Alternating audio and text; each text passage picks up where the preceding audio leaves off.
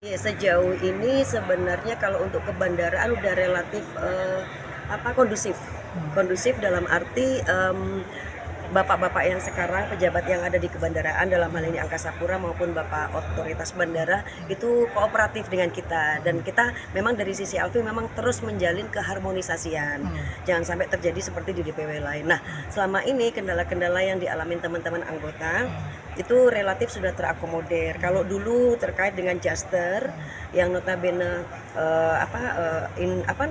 alat-alatnya, kemudian waktu time frame-nya yang mereka tidak bisa menjalankan dengan maksimal dan berimbas kepada kami sebagai pengguna jasa, akhirnya sudah perlahan-lahan sudah mulai membaik.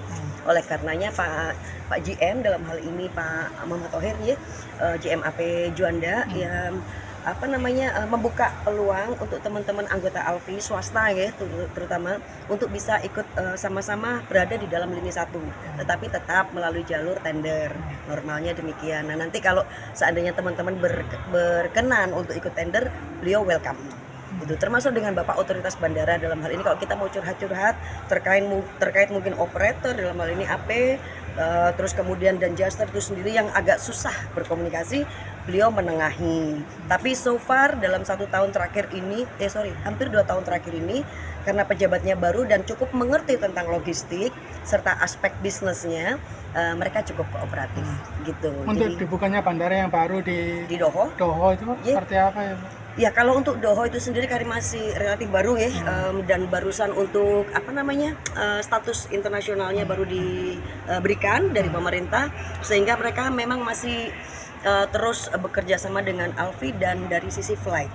Nah, sehingga kemarin itu waktu Desember tanggal 10 dan 11 sudah sama-sama semua duduk dengan kementerian, udah tercapai. Jadi hospitality dari pihak kabupaten juga sudah dipenuhin, sehingga teman-teman Alfi yang JPT bisa untuk juga mengembangkan bisnisnya di sana. Dan mereka cukup welcome dengan keberadaan kami, bahkan mereka minta support dari kami supaya kargo dari sisi Bandara Doho bisa terisi juga. Dan alhamdulillah terisi. Untuk tahun 2026 atau dalam hal ini untuk yang inter memang masih harus pelan-pelan dulu ya, karena memang flight itu sendiri, sektor flight itu kan dari kementerian. Kalau mereka sudah mengantongin izin untuk terbang dari Doho internasional, pasti kami akan support ke sana selama mereka memang mempublishkan angkanya, freight-nya kepada kami sebagai anggota, dan itu saya kawal terus. Hingga sekarang kami masih berkomunikasi dengan Doho, dengan Barindo sebagai asosiasinya International Flights, kami terus berkomunikasi. Pun dalam hal ini sebagai dari sisi regulator Bea Cukai yang ada di Kediri, kami juga sudah ketemu Bapak Kepala Bea Cukai Kediri untuk dibukanya pabean di sana, karena sementara ini mereka kan fokusnya ke cukai. Nah, tapi karena mereka ingin juga membuka sisi pabean mengingat banyak UMKM, mereka setuju dengan pendapat kita, target kita, tapi tetap kita yang akan keluar ke Kanwil 2. Karena mereka di bawahnya Kanwil 2 yaitu di Malang. Ada kendala nggak Bu untuk kendalanya? So far kendala sih lebih kepada regulator ya, izin. Jadi masih dapat untuk izin slotnya itu keputusannya dari kementerian. Terakhir Bu, potensi untuk UMKM sendiri kalau di proses baik di Doho itu seperti apa potensi dari? Kalau untuk UMKM di sana banyak sekali ya UMKM di sana, dan kita juga ada binaan ya untuk teman-teman UMKM untuk bisa berani melakukan ekspor. Cuman kendalanya teman-teman UMKM itu adalah komunikasi. Mereka takut berkomunikasinya. Takutnya apa? Keterbatasan bahasa. Terus khawatir juga kalau nanti dipermainkan dengan buyer. Nah, itu kita kasih pendampingan.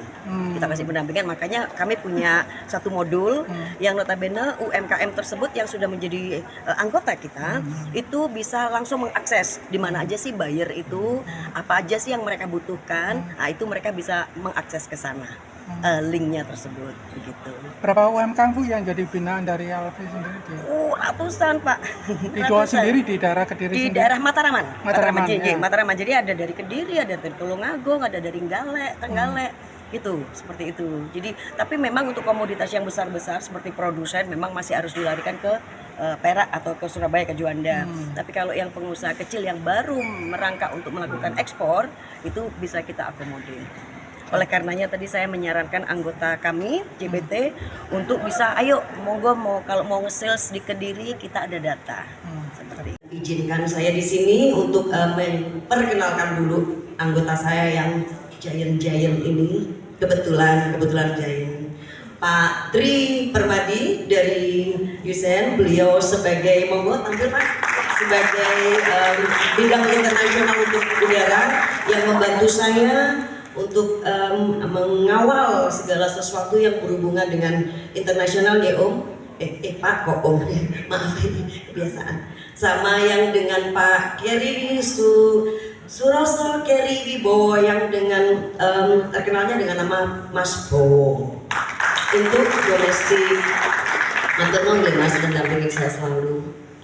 Izin saya dari bidang kebandaraan dan angkutan udara untuk di PWJ. Senyum, tahan dulu. Senyum dulu. Oke, Senyum. Oke semuanya. Satu, dua. Forwarder itu jadi harus selalu terdepan ya. Satu. Jadi